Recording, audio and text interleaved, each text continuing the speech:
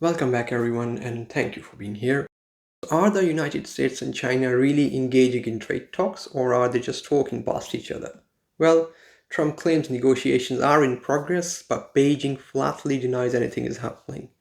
So, what's the truth behind the scenes, and why does it matter now more than ever? Let's dive in and try to find out. On Thursday, 24th April, Trump told reporters that US and Chinese officials had met, signaling that trade talks were active. We are going to have a tariffs? fair deal with China. It's going to be fair, Are you talking to them actively now?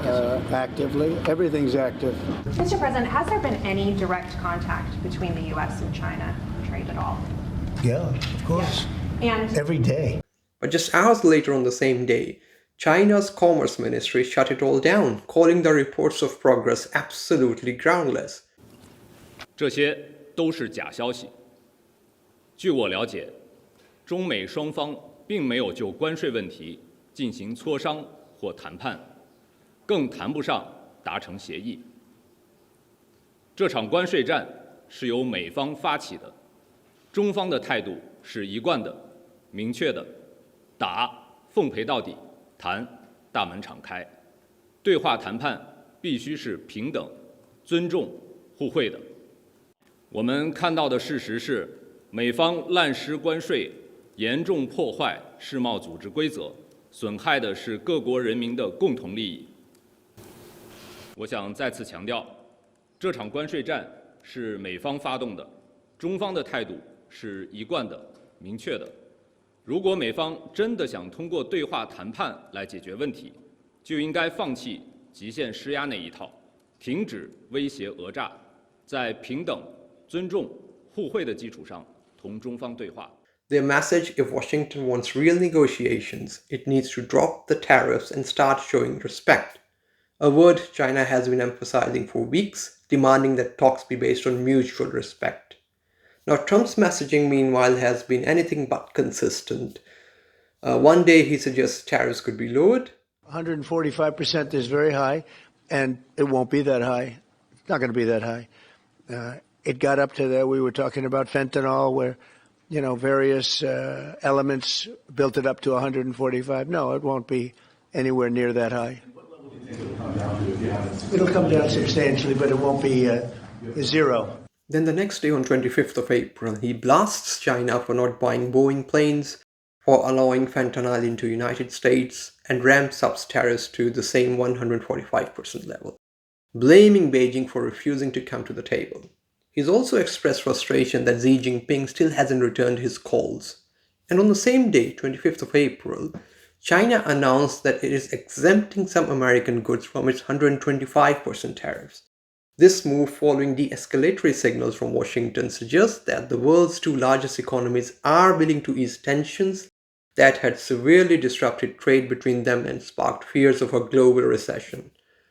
But the United States must understand that China can no longer be pushed around. The only reason China waived the tariffs was in response to Washington's reconciliatory tone. In the meantime, China has remained steady, strengthening ties with other partners while quietly observing America's inconsistent trade approach. As if there weren't already enough turmoil and anxiety, Time magazine published an interview with Trump on Friday, 25th of April. Now, this interview took place on Tuesday, 22nd of April, just days before Trump claimed that America had engaged in talks with China. In the interview, Trump stated that if tariffs on Chinese goods remain at 50%, he would consider it a total victory for his trade policy. This remark is bound to antagonize China, in my view. Now, Trump also claimed that he has made approximately 200 trade deals globally, including China, and mentioned that Chinese President Xi Jinping had contacted him. China has denied any ongoing tariff discussions, labeling US claims as fake news and urging Washington to stop misleading the public. No such deals have been publicly announced, and it is fair to assume that no deals have yet been made, otherwise Trump would have publicized them himself with a trumpet. Now, the anti-China rhetoric from the United States is nothing new.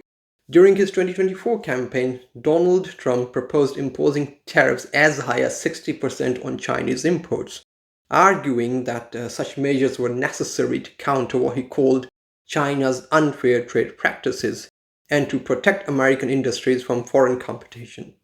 J.D. Vance, his running mate, has repeatedly described China as the biggest threat to the United States and supported across-the-board tariffs, firmly aligning with Trump's protectionist stance. Now, China has been adapting. It is the second largest economy with a GDP of 17.7 trillion US dollars. America's GDP is 27 trillion US dollars. In 2023, China's exports accounted for around 20% of its GDP, which is lower than the global average export to GDP ratio of approximately 30.6%.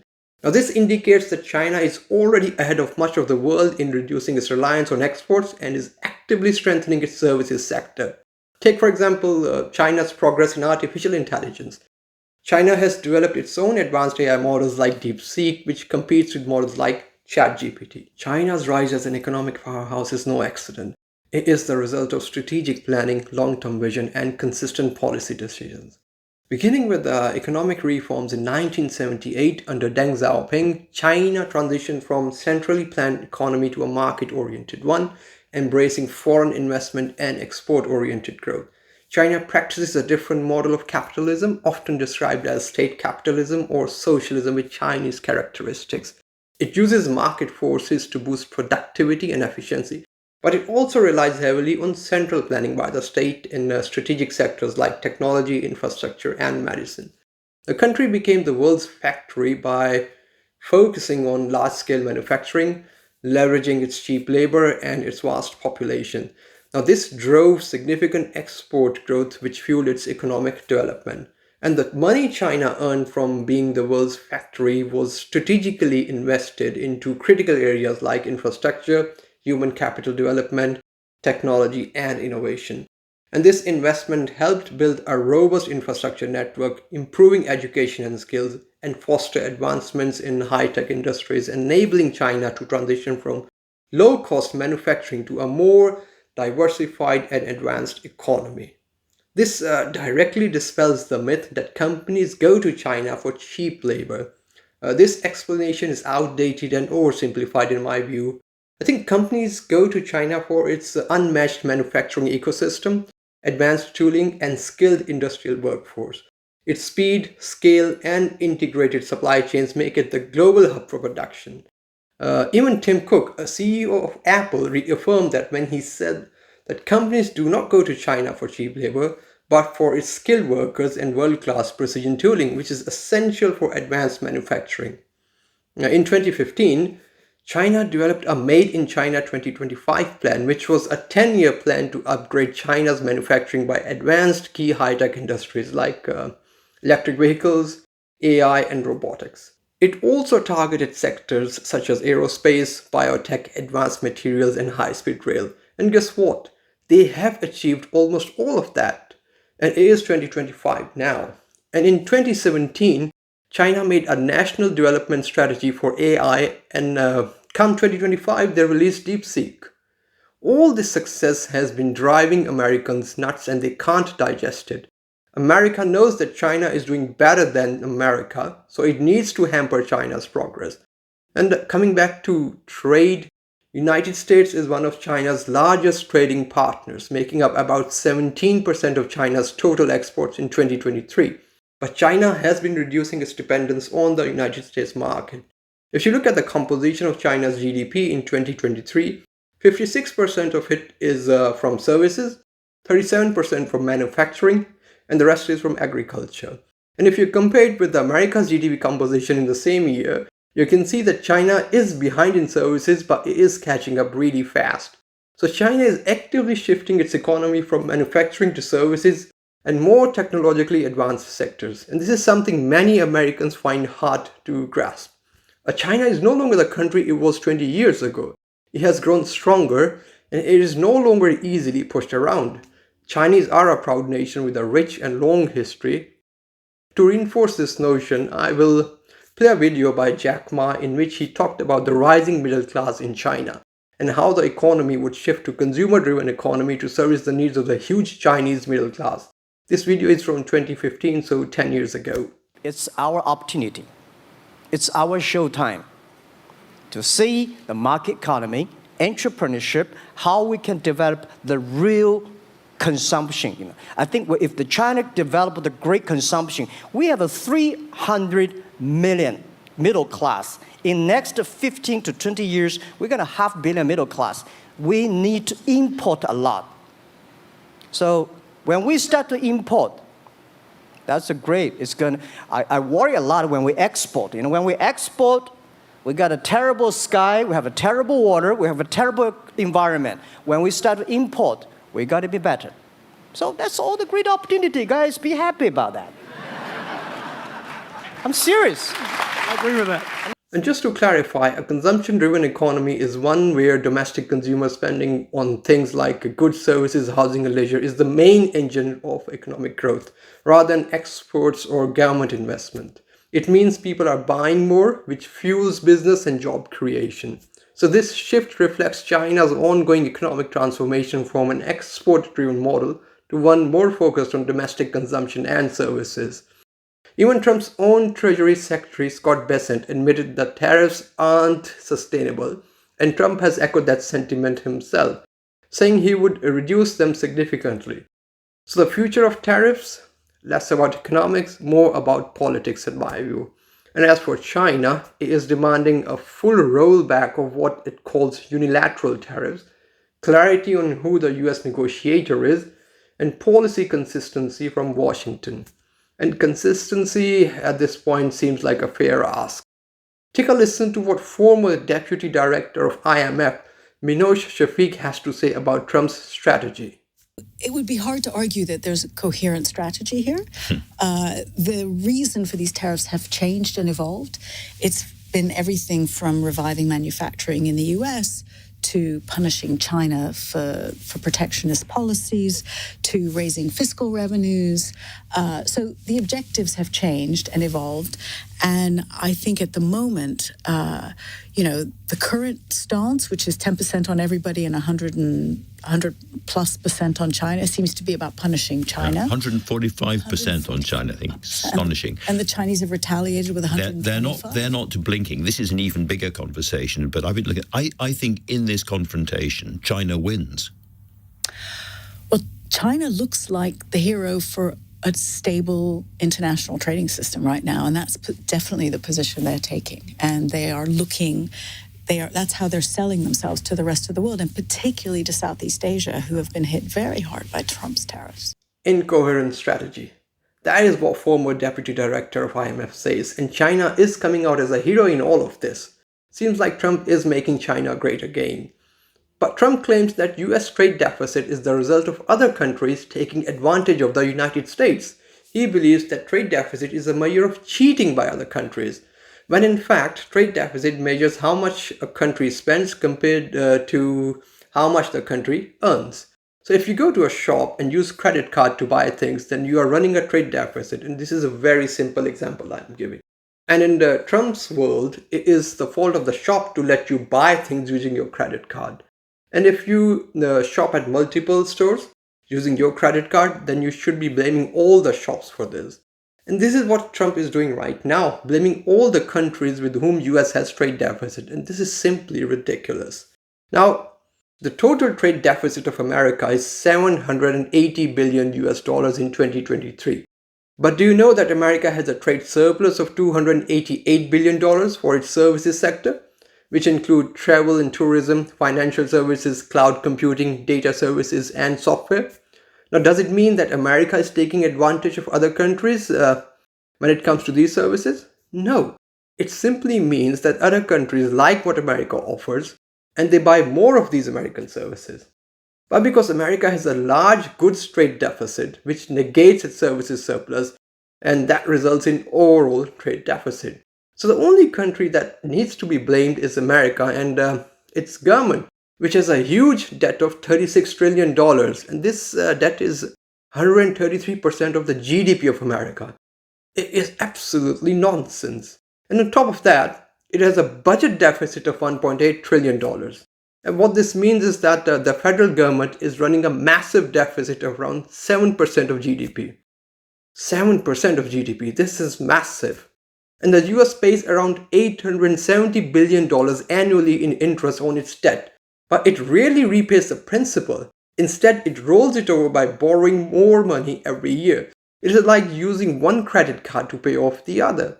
And just to bring this number into context, $870 billion in interest payment means that around 18% of American income goes to servicing the debt obligations. Imagine spending 20% of your own salary to pay the debt. It's just like that. And this system has been working for US because investors still have confidence in the US economy and the interest rates have remained stable. But on top of it, if you consider how much America has spent in wars and invasions since World War II, the figure is $9 trillion US. $9 trillion. Imagine if some of it has been spent on America's own people, on improving its own infrastructure or healthcare system. So, considering all these utterly nonsensical economic policies, how can America blame other countries for its own stupidity? I think it needs to take some accountability. But Trump argues that if US runs a trade deficit, as it does with over 100 countries, it must be because these countries are abusing or exploiting America in some way. America has a rich history of pointing fingers at others. I mean, look, a trade deficit is not a sign that other countries are somehow taking advantage of the United States. It simply indicates that US is spending more than it earns. Now, why does this happen? It is because America is a consumption-driven economy, and it has a very low saving rate, unlike countries like China, where households, businesses, and government tend to be more thrifty. In US, both the private sector and public sector save less, and the federal government has a massive budget deficit. And when a country has both a budget deficit and a trade deficit, the government may need to borrow money from foreigners because it does not have access to enough domestic funds to finance its needs. Now, this includes paying for public sector spending, social programs, and particularly large infrastructure projects. And as a result, the government borrows from foreign creditors, increasing its foreign debt. So instead of addressing these internal issues, the United States often blames other countries for the consequences of its own flawed economic policies. This is why the tariff measures imposed by US are unjustified, because they are based on economic claims that do not hold up. These tariffs target a trade deficit that is not caused by China or other trade partners, but rather by United States' own fiscal policies, namely its large budget deficits and low savings rate. So in essence, US is blaming others for problems of its own creation. And now, coming to Trump's rhetoric that China is stealing US jobs, the reality is that China didn't force the US to move its manufacturing offshore. It was the strategic decision of American corporations driven by a desire to cut costs, boost efficiency, and maximize profits that these companies moved to China. During the Clinton administration, key trade policies accelerated the offshoring of US manufacturing in 2000, and Clinton granted China permanent normal trade relations status, paving its way for WTO accession in 2001, a move that made it easier for US companies to shift large-scale manufacturing to China. And earlier in 1994, Clinton had signed NAFTA, encouraging production shifts to Mexico and later to China as it opened up. Meanwhile, the tech boom saw US multinationals like Apple, Dell, and other companies integrate supply chains in China to take advantage of lower costs and rising efficiency. And China prepared a long-term economic plan and kept moving up the value chain, where it now produces high-end technological products like iPhones, EVs, other smartphones, and chips.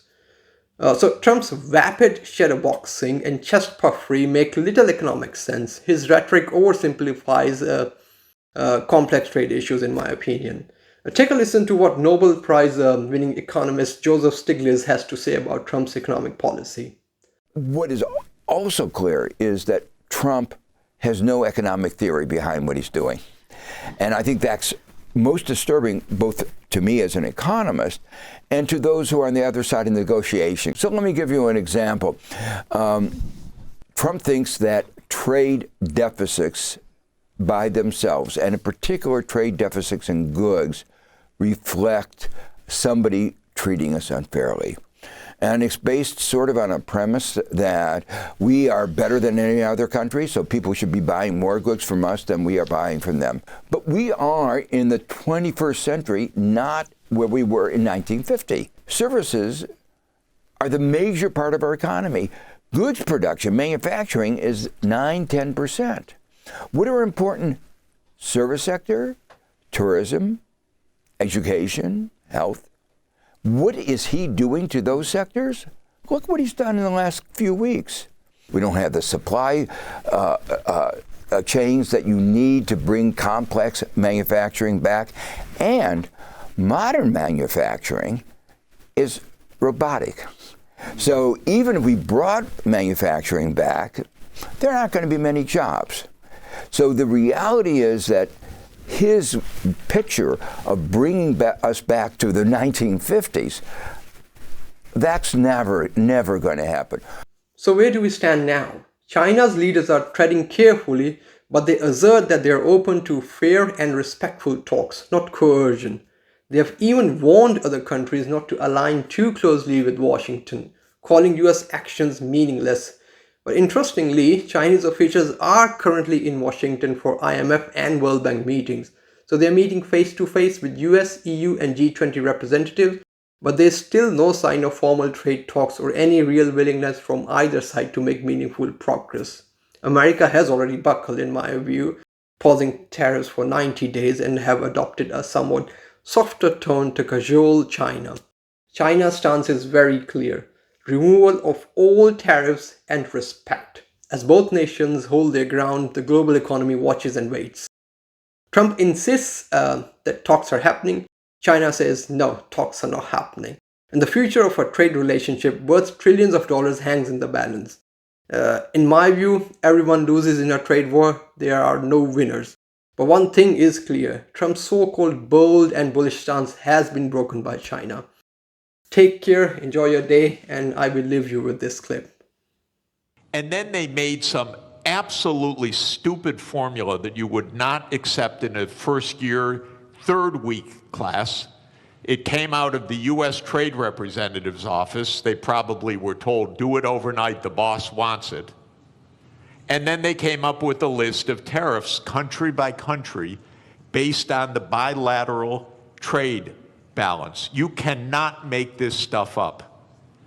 This is not it used to be not a Mickey Mouse country, my country. But this is Mickey Mouse. This is not, and I'm sorry, I apologize to Mickey Mouse.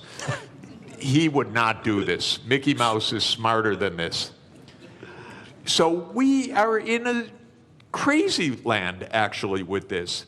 We're going to win so much, you may even get tired of winning. And you'll say, please, please, it's too much winning. We can't take it anymore. Mr. President, it's too much.